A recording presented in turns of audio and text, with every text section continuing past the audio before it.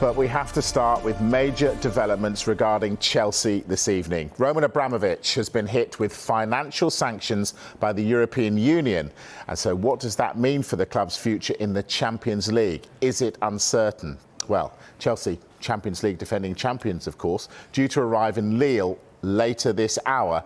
Our chief reporter, Kaveh Solokol, on set this hour. Kaveh, what does this mean? Well, as far as Chelsea are concerned and the Champions League, 3 points I would make this evening.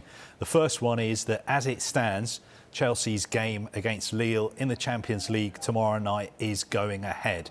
UEFA's position is this at the moment. They want to read the full details of the sanctions imposed on Roman Abramovich by the EU before commenting. And I also understand that UEFA are seeking clarification from the EU about what these sanctions would mean for Chelsea. Now, there is a difference between UK sanctions and EU sanctions. Roman Abramovich has now been sanctioned by both the UK and the EU. And the reasons given are very, very similar, basically because both the UK and the EU say he is very close to Vladimir Putin and he gets preferential treatment from the Russian government. Now, the difference is the UK at the moment only have the power to freeze your assets.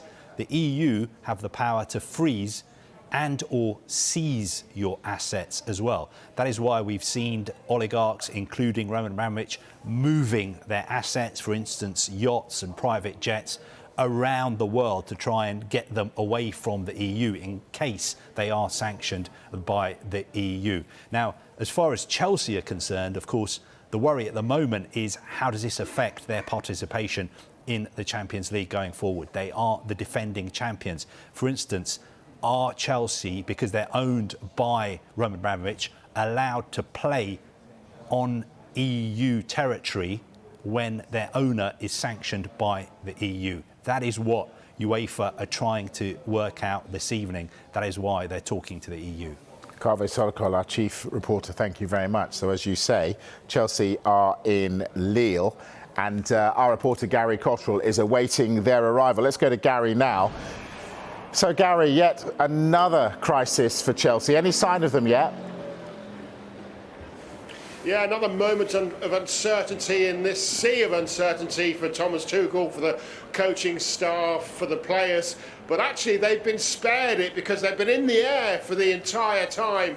The moment when the EU announced their sanctions on Roman Abramovich, they were already in the air. Then the half hour or so of uncertainty about whether or not this match could then go ahead. They were in the air, and now Kaveh's clarification that it looks like the match can go ahead, and they're still in the air. So at least they've been spared that moment of uncertainty. They'll be landing, I would have thought, in the next 5 minutes or so, arriving at this 5-star hotel in about 45 minutes. It's as usual, really, in terms of their preparations, despite the sanctions.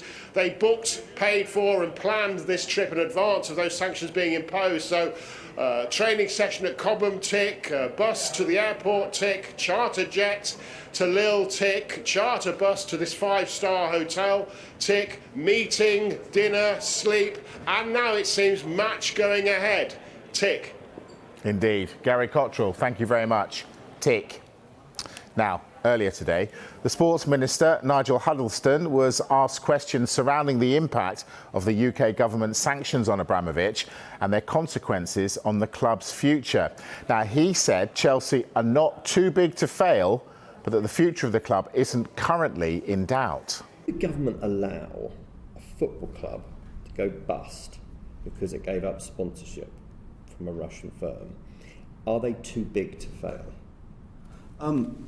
Again, we've got enough facts to deal with without going into hypotheticals here. But look, in terms of the, you know, can the government allow an entity to fail? Yes, it can, whether it's sport or football or anything else. But what we want to do is make sure the impact of sanctions hits those we want. Yeah. We want to make sure feel the impact there. Are you willing to see Chelsea go under as a result? Yeah, Chairman, the actions we've taken and the licence we've given is precisely to stop that from happening. Well, it's been a dramatic day of news for Chelsea, and they've been forced into a U-turn following widespread criticism of their request to the FA to play Saturday's FA Cup tie with Middlesbrough behind closed doors. Chelsea made the request after the government failed to lift restrictions preventing them from selling away tickets.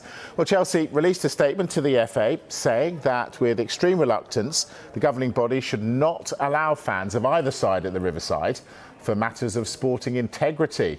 Chelsea had already sold their 600, an allocation of 600 from an allocation of 4,620. Now, that did not go down well with Middlesbrough, who called the request bizarre and grossly unfair. In fact, the borough chairman, Steve Gibson, went further, much further. He told The Times, "I can't believe it. If they were to beat us in the FA Cup with no fans there, what would that do to the integrity of the competition? Are they going to play all their Premier League games behind closed doors too? This is pathetic by Chelsea." But at 5 o'clock, Chelsea made a U-turn and revoked their request, saying they were grateful for the FA's continuing efforts to help find a solution. The statement reads, after constructive talks between the FA and Chelsea, the club has agreed to remove their request for the Emirates FA Cup quarter-final tie against Middlesbrough to be played behind closed doors. The FA remains in ongoing discussions with Chelsea, the Premier League and the government to find a solution that would enable both Chelsea fans to attend games and away fans to attend Stamford Bridge, while ensuring sanctions are respected.